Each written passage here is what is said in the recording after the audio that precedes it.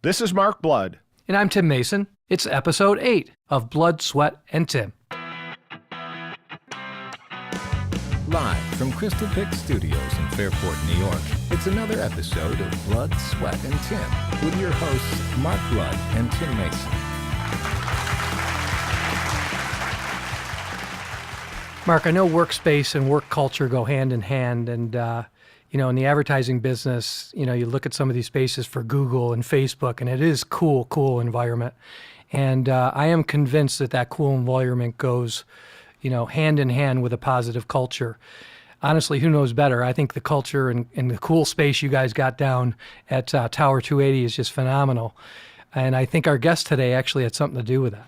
Well, Tim, thanks for a little bit of the intro there. I think that we've tried in some of what we've done at Tower 280 to bring a little bit of that, I guess I would say, West Coast vibe to what's going on in Rochester. And our guest today, Brian Cieslinski, who's a senior principal and founder of the SEI Design Group, was a key catalyst in helping us to design our new space at Tower 280, and was a key part of helping us to, in many ways, kind of change and reshape our culture around that space. A little bit of the backstory, and Brian can chime in on this, a little bit of the backstory with us is I've told many people that we went from looking like the Flintstones to acting and looking more like the Jetsons in our new space. And Brian was a big part of that. It doesn't take 7 minutes to get from the bottom floor to the 6th floor anymore? No, it doesn't anymore. But Brian, I think, one of the questions I think a lot of people have from a business perspective is, if you reflect back on your process with us, what were some of the initial challenges you saw with a stodgy group of old accountants who you were trying to get into the 21st century? Well, if I had to start, I think I'd jump in with the fact that in most cases I find that when I meet a group for the first time, I have to spend a little time getting to know each of those individuals and kind of get a pulse for where they're coming from. So you're like a psychologist who designs space. You have to figure out how the brain thinks before you figure out the space you're going to put them into. Yeah, I tell many of the kids coming up in their role as architects to make sure they get psychology into their program. It is a means of actually dissecting different people's desires, needs, the way they come at a thought process, the way they engage each of the employees that they work with. So in an office space design, we definitely want to start breaking down some of those pieces and parts. And I think with you, we started a little bit starting to talk about a concept and how that concept was going to totally transform the way you guys do your work today. And a lot of that was based around paperless, from what I recall. And some of your older constituents we're having a hard time giving that up. I think, Brian, it's fair to say that Brian had a lot of challenges in bringing us to that place. Yeah, you're not abnormal in an office when I walk in for the first time. You guys grew in the space you were in organically. Okay, what that means is you walked into the space and you looked at that and you said, wow, this is great space. Look at the wonderful, vast windows and the views. And as you grew, you filled up that space organically, and you created walls and compartmentalized areas and zones, and you literally isolated yourself, I think, without knowing you did it. I think what we did in a lot of senses, we took that back to the roots and took away the boundaries and the walls. And we started to hone in more on the thinking that we're seeing in the younger populations. They want more communal space. They want more collaborative space. They want to be working with each other. They want to be working in different space throughout their day. We were used to looking at our desks and staring at it all day long, and we had an L shape, and we could put 2 chairs in front of us, and we survived that very well over the years. We meaning generation before the millennials? Old guys like you and I, Tim. Old guys like you and I. Yeah. So did you have to take into account the culture that they wanted to create or that was being created, whether they liked it or not, to be able to accommodate the space? I'm interested in the process, right? I mean, so you walked into the old space and basically said, yeah, we got to fix this. Knowing where they were going, there was nothing in there. It was a shell. Actually, so what was the process? Yeah, but we walked into this space, and the first thing I start to think about, especially with an accounting firm, is what is the focus, right? What do you have to focus at your desk intently to work numbers? I don't do that. As an architect, my goal is to figure out what does that mean for you. Do you need quiet space? Do you work collaboratively? So we had a bunch of interviews and discussions with many different people, and we started to talk about that. Oh boy, during this period of time, tax season, holy cow, all hands on deck. We gathered people into large groups. We had production mass stuff going on, and we had to get together to work on a record in 4s and 5s, and sometimes we were working 2s. I started to really break my thinking about that. Boy, they work more collaboratively than I ever thought. And that's a big, I think, differentiator. People think an architect knows it all. We don't know it all. And I think what we did for you is we took a little bit of the understanding of that and we created, let me call them neighborhoods. Okay, that's a big term going around lately. We created neighborhoods for you that a team could pull together in a neighborhood and then break apart and then move to a different management lead and then move to the next neighborhood. So nobody had their own space anymore. I think it's interesting that you use the word neighborhoods because you'll recall at first when we started to talk about this, I didn't want any offices at all in our space. And your pushback to me was that you won't be able to get the workspaces to function the way you want them if you have no offices at all. You still need to have some of those places that people can flex in and out of to get the function out of the space. Yes. As much as we think the younger generation all wants to be out there and they expose everything on their phone and their data and they give it to the world, that they too want that in their workplace. Some of that is true. They are much more collaborative. They're willing to talk a little more freely than we were used to talking in our generation. But the truth of the matter is they also need some privacy in certain moments in time or some focus space at certain moments in time during their day. And so I was very concerned when you said, let's make it all open, because people do need that downtime occasionally. So if I'm working along and I'm in a group and then all of a sudden I want to go focus on a problem and I want a little more privacy, quiet, just not that I can't see you per se, but I want to mentally focus and have no noise around me. But there's a level of confidentiality that goes along with Mark's business too that you have to probably accommodate. Yeah, and that was honed in on, in essence, by, we had a big discussion, doors, no doors, and we originally started working on spaces without, and I already provisioned them to put the doors on, and I said, let's put some with and some without. He sandbagged me, Tim. And in essence, we created spaces with doors for that exact reason, because there are private conversations that need to go on, even though everybody in the firm is working on that client. A client from the outside sometimes wants that privacy and knowing that they're in a confidential conversation on speakerphone, let's say. So we did create spaces that allow for that as well. Are there trends that are going on in the design industry? I mean, is the open space, glass, no doors, is that the trend today? Or aren't there trends and it really does go back to your objectives as a company? And I would say, our building's in a huge house that we built, okay, that has a 2-story entryway, has a fireplace. But we spend a lot of time there, and I wanted it to be a very cozy, comfortable place for our clients to come. It helped match our brand. Is that an important element? It is. So you can almost tie those together, really. When you start to think about, we want open plan collaborative space, but within that space, we want breakout areas. Why are we creating breakout areas? We're trying to do that in a sense because I want the comfort of home. In both the cases you're talking about, the house layout and in Mark's office, people are still looking to have the comfy seating arrangement. They want a little more of that homey feel. They want to be able to go, in essence, to the kitchen and feel like they went to another room and did something different. And then they want to sit at the counter at the kitchen, right? So we make a higher countertop. In your space, you might actually have the kitchen because you had the house and you did a conversion, right? And people might sit there at that counter and have a cookie like we have here nicely in front of us.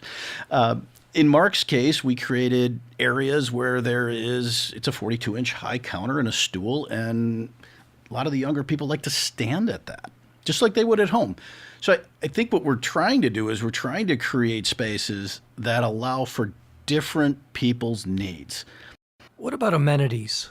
I think about there's an advertising agency locally that has a spiral staircase in it or a slide in it, and what about pinball machines or gaming areas? Or, I mean, you see this on the movies and in Facebook. And so are you Google asking, and all that. is it oversold? No, I just don't know. I mean, are there trends there? Are people trying to do that? Because, I mean, people like spend cool a lot stuff. of time at work too. They do. I mean, we have to accommodate that today. It's not getting any easier. People, at my office come in at 8 and leave after 5, and I want to make sure it's the best environment possible. And I'm okay about downtime, okay? Because the productivity is good if you can provide these opportunities to just rest and relax, to your point. Yes, yes, and yes. People they need a break. My own office, we have a foosball table. They go down, they'll play, take their break, 10 o'clock, 10-minute break, they'll play a game. Occasionally we'll have competitions and, they'll play in the morning. Somebody else comes, 10-minute spot. It breaks them from their routine in their desk. My guys are focused, in most cases, sitting at a desk drafting all day long in front of a computer. They need that downtime. I think most industries need that break. The trend is, I think let's take it to the employer level. You want them to want to be there, right? And we're fighting for every person today. The market's different than when I came out. There weren't jobs. You were hunting for that job. Today they can go in multiple locations, and I think statistically it's somewhere in the 70% range that are constantly looking for that next job or that next great place. If you're not involved in trying to provide that, you're shortchanging yourself. The slide is cool, right? I work in that cool place with the slide. You guys ever go there? I play foosball in the afternoon. Are you kidding me? You play foosball in the afternoon? That's fantastic. So those things are very important, along with things like outdoor space. You know how many people are craving outdoor space? How nice. You guys have that little outdoor patio. And we have our porch. Yeah. I mean, fantastic. People can go outside, get a little fresh air. They want to tie to light. Big push now is back to the nature piece, not in the sense that we're talking green per se, but bringing a little bit of the natural environment back into the office, that the wall is green, that the covering on that is a wood type wall configuration or materials. Looks natural. It looks more natural. It makes me feel tied to light and outdoor. So that's a big trend. And really the focus is keeping employees there, right? There's a break point where the culture has to evolve, because you're starting to sit there and go, wait a minute, is he watching me? If I'm sit over here, is my boss watching me? Can I go sit over here and work? Am I actually productive? Does he think something different? They have to break from that, because once you realize that they can be productive, perfect example, I come to your office and some people don't know me, right? You've got a lot of young faces, and the cafe tables, if you will, along the window. Hey, how are you? Hey, this is a really nice space. How do you guys like it here? They're sitting there having a snack, working on their laptop. They don't even realize that they're being productive in a sense. They're taking a break, but they're still working I'm looking, and they're working on spreadsheets and those kind of things. That break from under the watchful eye and then the acceptance of the management is a critical piece. We talked about just before here, Mark, you and I, in relation to the idea of don't touch anything for 6 months. And I think that was an important thing, and I'm happy to hear you guys stuck to that, because what people need is time to make that change. So you guys know the backstory on this. As we were going through our space design, Brian gave us a great piece of advice, and the piece of advice was, at first, you will hear objections to the space. You will hear objections about the space that you've put people into in their workstation and their work environment. And the Good advice was don't touch anything for, 4 to 6 months. Recognize that people have questions and concerns, but don't actually make those changes and let people settle into the space and see how it morphs your culture a little bit. And I was reflecting back to Brian that was honestly some of the best piece of advice that we got along the way, because when we did initially move into the space, we had those instant objections. My monitors aren't high enough. My workspace isn't what it's supposed to be like. I'm cold. I'm hot. I don't like the light. I've got glare. And what's happened over time is a few of those things we have resolved, but many of those things have just kind of gone away, and they're not problems anymore. I was interested. Somebody once said to me that no one ever dedicated a statue to a committee. And so, you mentioned getting some input up front, but how does that work?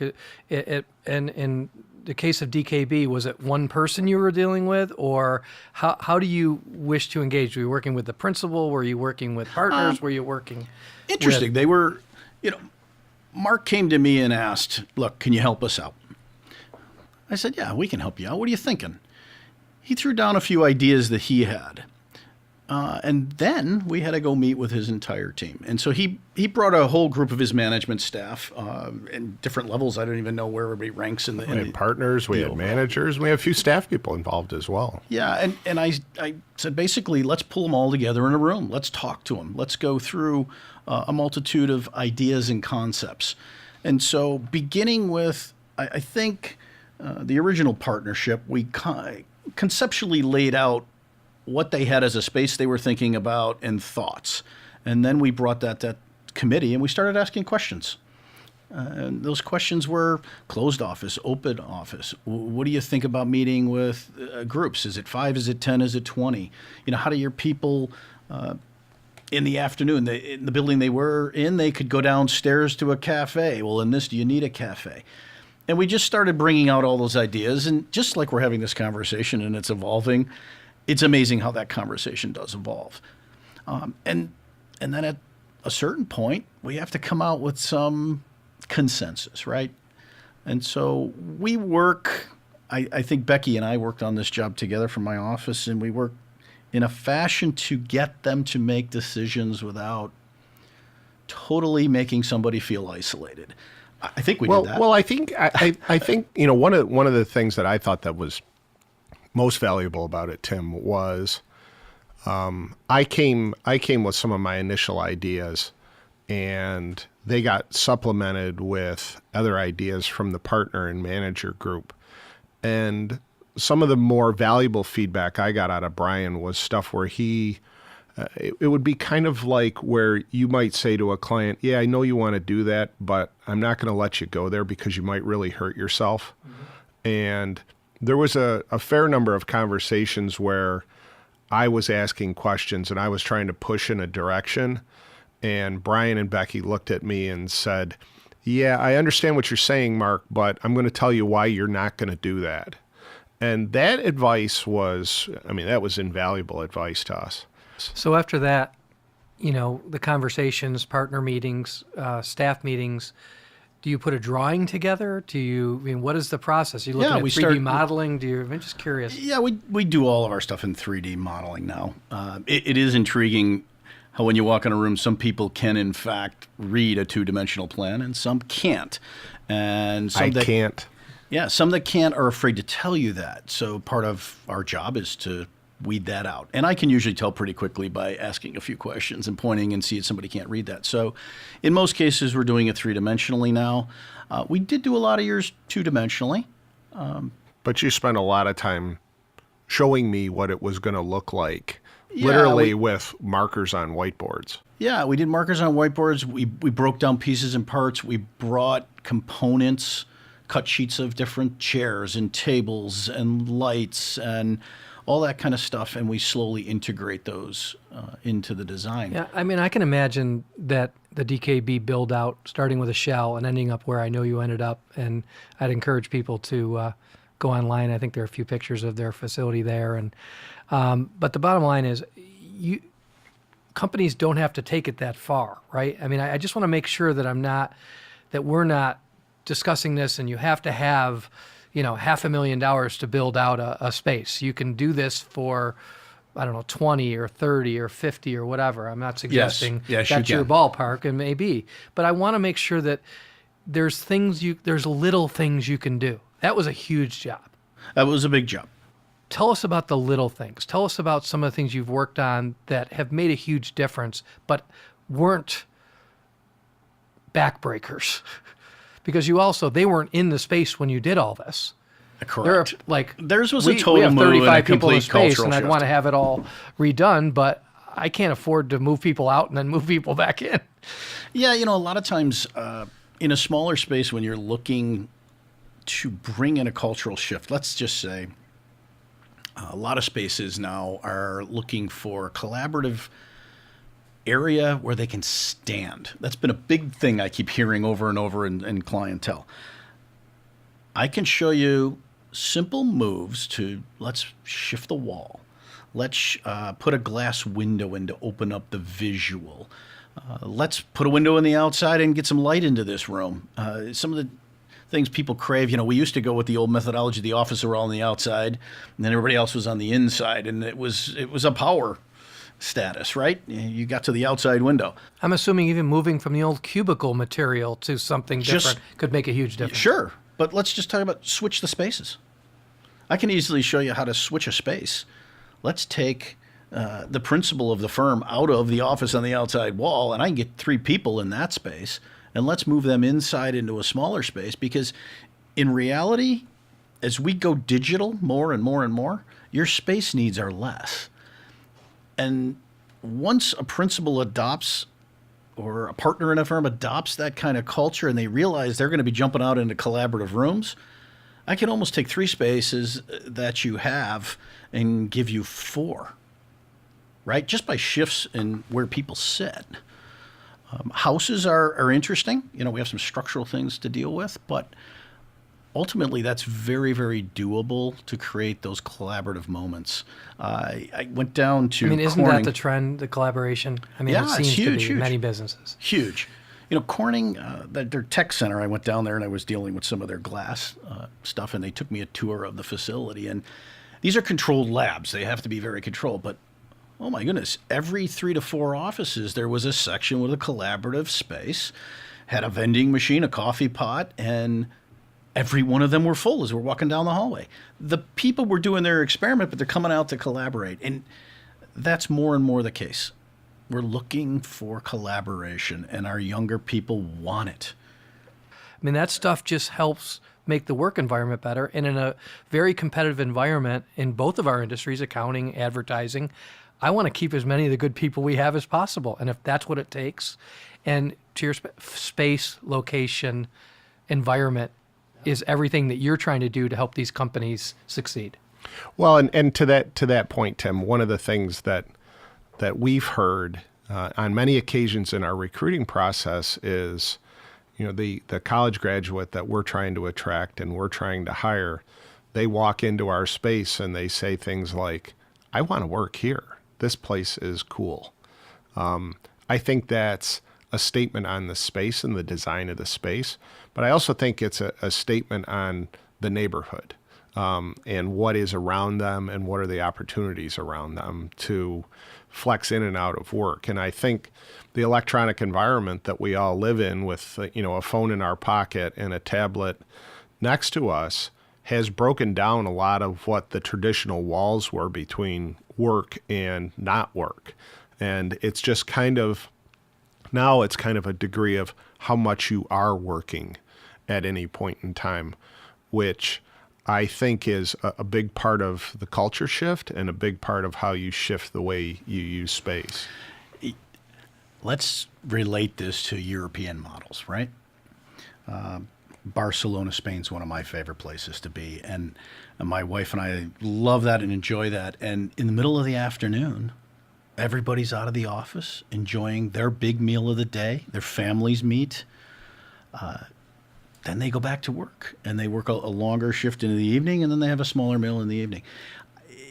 To some extent, I believe, this is me, we're shifting towards a little bit of that. Why not mix that up during your day? Why not take a little longer break in the afternoon, enjoy a heartier meal, and work through? Why not get some exercise? One of the things I'm facing in my own office is everybody's starting to bring their bike. I don't have space for bikes. That's an adaptation we're having to make, is where do we put these bikes? So really, you're also saying, start to wrap this up, but it seems as if space drives culture. Culture doesn't necessarily drive space. You can actually have a huge impact on the culture of a company by having the right space. Absolutely. That's the business you're in, right? I mean, it is. And, I wholeheartedly believe that. You walk into a space, right away if you're comfortable or not, right? I mean, you get that feeling. Why are you comfortable in certain venues of food and others you walk in and you're not? There's color, there's space, there's everything that's playing on your senses that makes you feel either at home or triggers something for you personally. It's the same with your office. You want to walk in and there's certain things. My own office is an old factory. It has all the exposed wood, and people walk in and the first thing they do is they look up and they look down and they're looking at gears from the old raceway of the water systems, and they comment on the beautiful wood floor. The wood floor is vinyl. But the reality is, and that was a fire rating issue and we had to do that, but that warmth and that feel, people love coming to my office. but that goes with your brand too, right? It goes with our brand. So you have this cool factor about your building, and people generally today, I think, want to upgrade the cool factor a little bit. Who doesn't want to be in a fun Right. space? No, right. Who wants to be in the cube farm Right. that there were 8x8 cubes? We talked about our house that our building is in. Yeah. I mean, we are a very close-knit, quote-unquote, family. It's probably overused, but people talk about that as being an element that they like, that they have this close friendship with the people they work with. The environment fosters that. Well, once again, you spend 8+ hours with those people. You probably know some of them better than some of your own outlying family. Undoubtedly. You want to enjoy the time. Right. So we've taken a lot of Brian's time and picked his brain for free.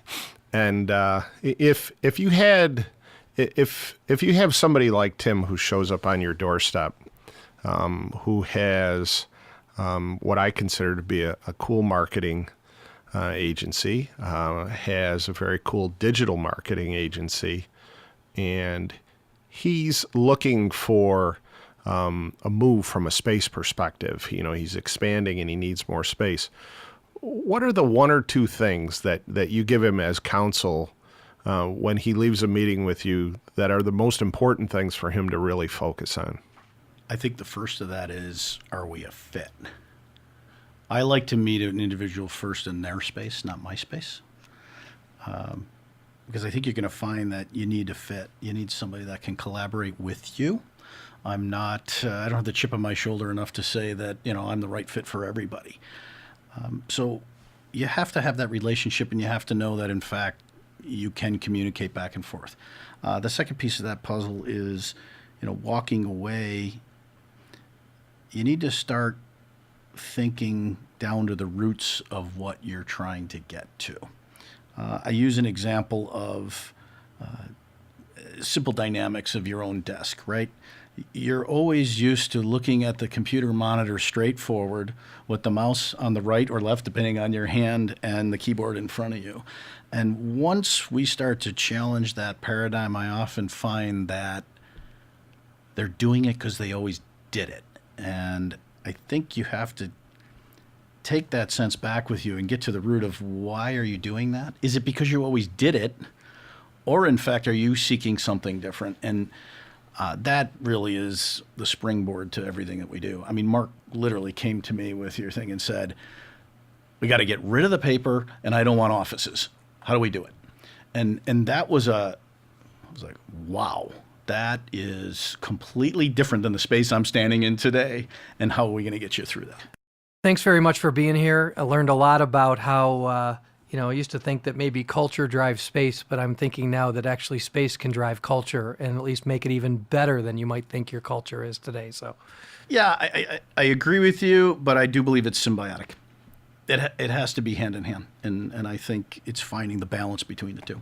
Very good. That's Thanks great. for being here, Brian. Hey, thanks for being with us. This was awesome. Thanks. Fun. From Mark Blood and Tim Mason, thanks for listening to this edition of Blood, Sweat, and Tim. We hope you'll keep putting your blood, sweat, and tears into your business, and that you'll join us for our next BST podcast. Thanks for listening to today's podcast. Please subscribe to Blood, Sweat, and Tim on your favorite podcast app.